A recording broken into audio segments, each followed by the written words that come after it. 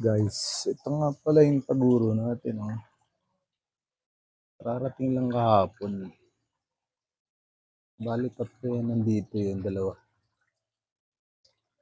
Palabasin natin. Ayan, oh.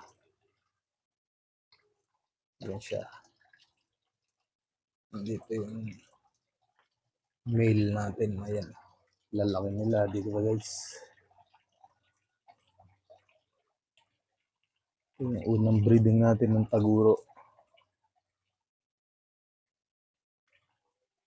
Ito yung siya kahapon. Medyo late na. Dapat tayo dito sa isang pond.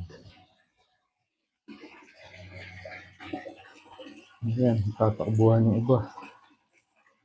Ito sila. Ayan. Ayan. Ayan. Tatlong set naman na trio breeder natin dito sa pond na to. At pagkakakala ko nga meron dito meron nga dito buried na itlog na. Chicken natin mamaya, guys, kung meron na.